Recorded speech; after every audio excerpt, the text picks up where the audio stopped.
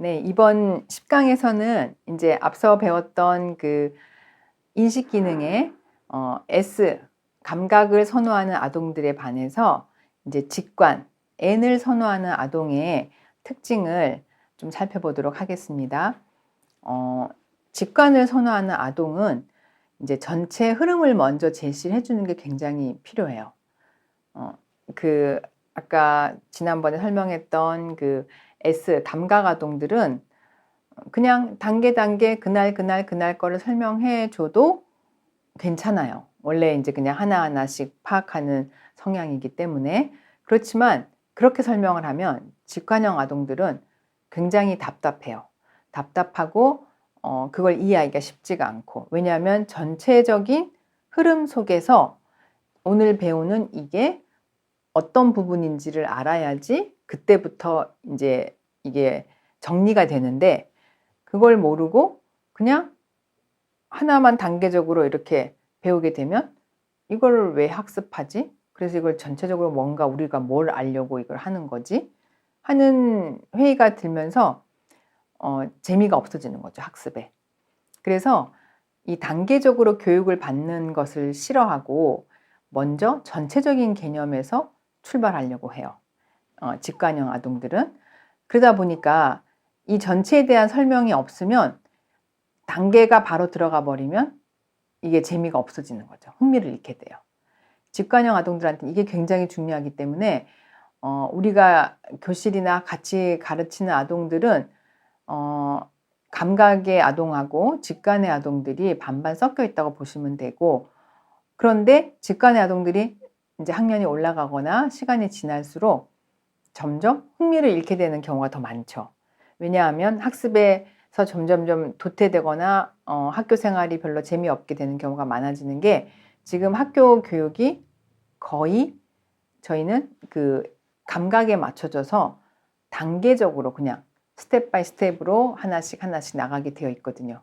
그러다 보니까 직관형 아동들은 점점 흥미가 없어지고 수업에 재미가 없게 이렇게 되는 게 좀 안타깝기 때문에, 우리가 꼭 직관형 아동들이 어떤 거를 선호하고 좋아하는지에 대해서 좀 알 필요가 있을 것 같습니다. 그래서 상상력을 자극할 만한 과제를 제공해야 되고, 그 다음에 다양한 해결 방법이 있는 개방형 문제를 굉장히 좋아해요. 그러니까 뭔가 이거를 배우고 나서 그 다음에 우리가 이걸 활용할 때 어떤 걸로까지 활용할 수 있을까 하고 이제 이 직관 아동들의 상상력을 자극해 주는 거죠. 그리고 어떤 또 수학 문제가 있을 때 딱 그 방법대로 푸는 게 아니라 또 어떻게 또 다르게 풀면 이 답이 나올 수 있을까? 또 다른 방법도 있는 것 같은데 한번 생각해 볼까? 이렇게 여러 가지 다양한 해결책을 또 생각할 수 있게 하는 그런 문제들을 제시하는 게 훨씬 이 직관형 아동들한테는 동기부여가 되고 집중력 있게 이 과제들을 하려고 이제 열심히 하게 되는 거죠. 그래서 평범하게 그냥 하는 것대로 따라하거나 이러는 거는 굉장히 빨리 실증을 내고, 이제 여러 가지 다양한 시도를 하는 게 있을 때는 이제 재밌어 하는 거죠. 그래서 가르치시는 분이나 부모님이 더 힘들 수는 있어요. 본인의 성향이 직관이 아닐 때는 더 힘들겠죠. 그렇지만 이 아동을 배려를 해서 여러 가지 다양한 시도들을 해볼 수 있게 기회를 주고 또 준비를 해주는 게 굉장히 필요한 거죠. 그리고 자기 그 페이스에 맞게 그냥 학습을 즐기는 거지, 그 방법대로 똑같이 시간을 맞춰서 하는 거를 별로 안 좋아해요. 그러니까 본인이 내가 이 방법이 재밌고 이렇게 나는 할 거야 해서 그냥 갑자기 점프업을 할 수 있는 거고, 점프업을 했다가 또 뒷단계 게 궁금해서 또 다시 돌아와서 그거를 또 공부할 수도 있고, 이런 거를 그냥 다 허용해 주는 게 필요한 거죠. 지금 너가 이거를 안 배웠기 때문에 그 다음 거는 이해할 수 없고 배울 수 없어. 그러니까 그거 하지 말고 이거 공부한 다음에 해. 이렇게 하게 되면 이제 이 아동들은 그런 방법들이 재미가 없어지고 그 공부에 흥미를 잃게 되는 거죠. 그리고 또 새로운 방법으로 또 공부해 보는 것도 굉장히 좋아하기 때문에 저는 이렇게 해볼래요 하는 거를 아예 그렇게 하면 안 돼. 그렇게 하면 안 되고 이렇게 해. 하고 그 교사나 부모님의 선호 경향대로 아동들을 끄는 게 정말 이 아동들한테는 독이 되는 방법이거든요. 그래서 이 아동이 이렇게 좋아하는, 이렇게 막 자기가 원하는 페이스대로 왔다 갔다 공부를 하고 호기심을 따라서 이렇게 막 할 때는 그냥 내버려 두고 그 직관의 아동을 따라가 주는 게 훨씬 더 도움이 된다고 말씀을 드리고 싶습니다. 그래서 문제를 해결하는 방법도 굉장히 기발하고 다양해요. 그러니까 어떨 때는 굉장히 지나치게 단순화해 버리는 경우도 있고, 또 어떨 때는 굉장히 복잡하게, 아주 단순한 문제인데도 굉장히 복잡하게 푸는 경우도 있어요. 그럴 때마다 이제 그걸 지켜보고, 너무 복잡한 문제인데 굉장히 단순하게 풀어버리는 걸 보면 또 굉장히 놀랍죠. 그런 부분은 또 그 아동만 갖고 있는 굉장한 능력인 거죠. 그래서 또 칭찬도 해주고. 근데 또 보통의 아이들이 만약에 감각을 사용하는 아동들 같으면 그냥 원래 가르쳐 줬던 대로 굉장히 심플하게 풀 수 있는 문제인데도 이 아동은 굉장히 본인의 방식대로 새로운 방법을 하려다가 굉장히 복잡한 거에 봉착하면서 문제를 못 풀거나 할 때는 또 단순하게 풀 수 있는 방법을 알려주고, 그렇게 생각을 할 수도 있겠지만 또 이렇게로 보면 이렇게 간단하게 풀릴 수 있는 문제라는 걸 또 알려주고 하다 보면 굉장히 수학적인 문제들도 창의적으로 접근하면서 굉장히 흥미롭게 좋아할 수 있는 과목이거든요. 잘 풀 수도 있고 잘 할 수도 있고.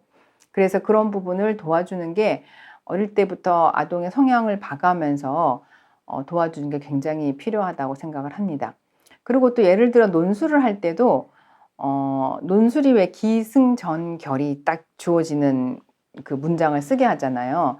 그러면 S들은 거기에 맞춰서 따라서 그냥 하나씩 하나씩 전개를 해 나가는데, 이 직관을 사용하는 아동의 경우에는 생각을 그냥 주어진 주제를 가지고 자기 혼자 나가다가 또 갑자기 비약해버리고 갑자기 이 기승전결해서 그냥 쑥 결로 바로 갈 수도 있고, 그래서 끝이 또 너무 이렇게 막 황당무계하게 끝날 수도 있고, 막 이렇게 할 수도 있어요. 그러니까 이런 부분을 만약 논술이 필요한 이제 아동들한테는 너가 이거를 쓸 때 결론을 뭐라고 지을 건지 먼저 이제 결론을 생각해 보고, 전체적으로 네가 이 흐름을 어떻게 가져가고 싶은지, 그래서 결론적으로는 뭘 주장하고 싶은지에 대한 그거를 짜놓고 나서 세부적으로 그 전개를 들어가라고 가르쳐주면 훨씬 글이 매끄럽게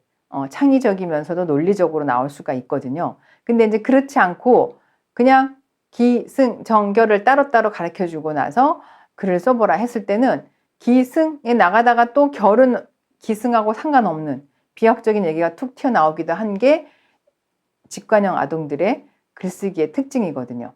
그래서 논술을 가르치시는 선생님들도 이런 부분을 잘 유심히 보시면 되는데, 제가 여기 아래에 그 물이 되어 여행하기를 실어 놓은 거는 이게 아마 앞 강좌에 그 인식 기능에서 S 기능의 아동과 N 기능을 가진 아동들이 그 같은 주제를 가지고 글을 쓴 거를 이제 비교를 해 놓은 게 있어요. 교재에도 있는데, 이제 그걸 보고 어느 아동이 감각을 선호하는 아동인지, 또 어느 아동이 직관을 선호하는 아동인지에 대해서 이제 살펴보고 이야기를 나눌 수 있게 제가 이제 실어놨는데, 여기에 이제 직관 아동이 쓴 글을 보면 물이 되어 여행하기 제목인데, 처음에 시작은 나는 물입니다. 나는 지금 여행을 시작합니다. 먼저 아프리카로 날아가 사막에 비가 되어 내립니다. 여기까지는 좋아요. 그래도 선인장과 악수를 하고 모래 속으로 들어가 있다가 곧 하늘로 다시 올라갑니다. 근데 이번에는 미국을 갑니다. 디즈니랜드에서 많은 친구들을 만납니다. 나는 물처럼 온 세계를 여행하고 싶습니다. 나는 사람으로 살고 싶지 않습니다. 여기서 너무 비약적이죠. 갑자기 이제 물이 되어서 세계를 여행하고 싶다는 생각을 하다 보니, 그럼 난 사람이니까 물처럼 그렇게 막 마음대로 여행을 할 수가 없는 거잖아요, 세상을. 그러다 보니까 그냥 결론은 갑자기 나는 사람으로 살고 싶지 않습니다. 이렇게로 돼버리는 거죠. 이렇게 글쓰기가 나올 수 있기 때문에 그래서 이제 논술이라는 그런 어떤 틀에 맞는 글을 써야 될 때는 이제 이런 걸 감안을 하시고 이제 지도를 해주시면 굉장히 좀 창의적이면서도 그래도 결론이 앞에 이야기들하고 연결이 되게 날 수 있게 그렇게 도와줄 수가 있다는 겁니다. 그래서 이제 아이들이 같은 주제를 가지고 글을 쓰는 거를 이렇게 봐도 아 얘가 감각을 선호하는 아동이구나 아니면 직관을 선호하는 아동이구나를 이렇게 관찰을 하실 수가 있습니다.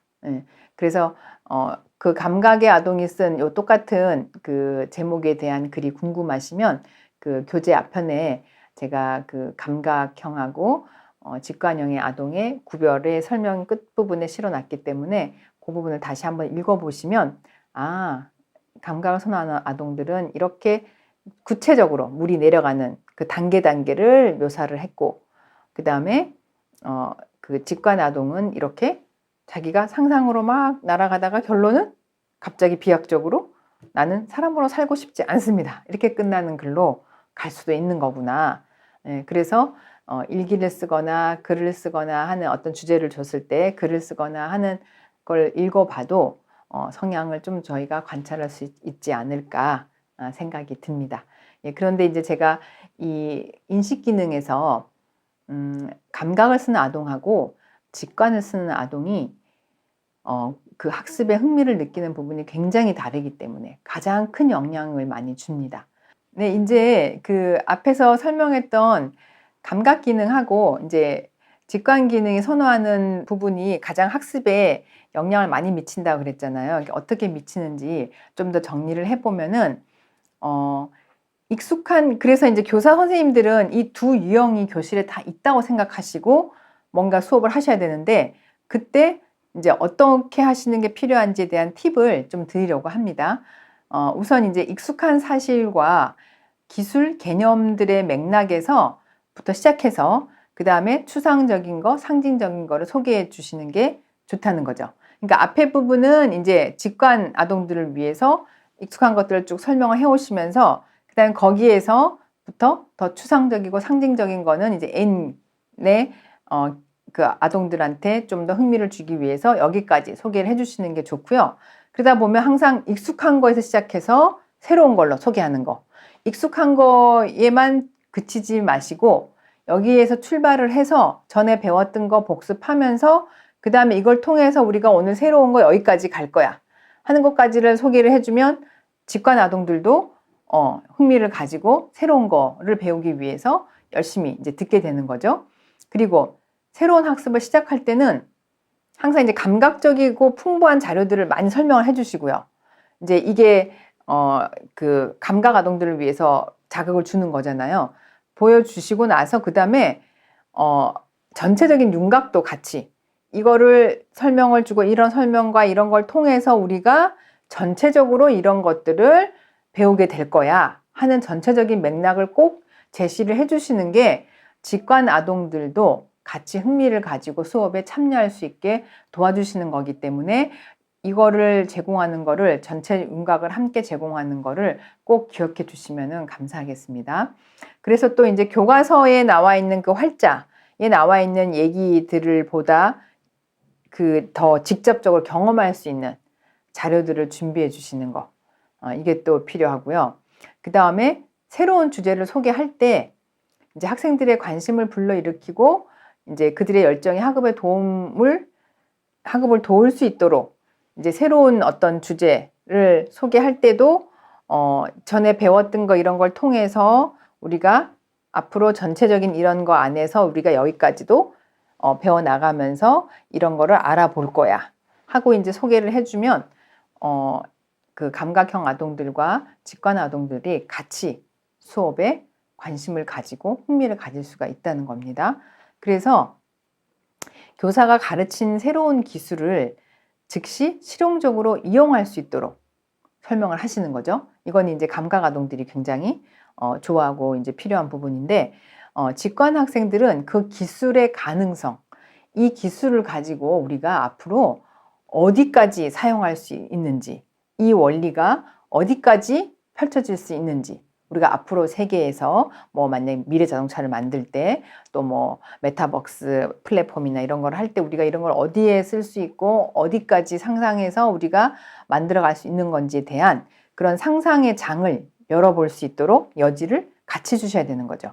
그래야지 실용적으로 배우고 우리가 이거를 어디까지 상상을 해서 뭘 만들까에 대한 제시까지를 해주면 직관 아동들도 굉장히 지금 현재 실용적인 것도 열심히 배우고 이걸 바탕으로 내가 여기까지도 생각해서 만들어 나가고 뭔가 할 수 있구나 하는 가능성을 보면 더 열심히 하게 되니까 나는 그러면 커서 이거를 이렇게 만들어 볼 수 있는 사람이 되고 싶다 하는 꿈도 가질 수가 있게 되고 굉장히 적극적으로 그 과목이나 그 새로운 어떤 지식에 대해서 열심히 이제 도전하게 되는 거죠.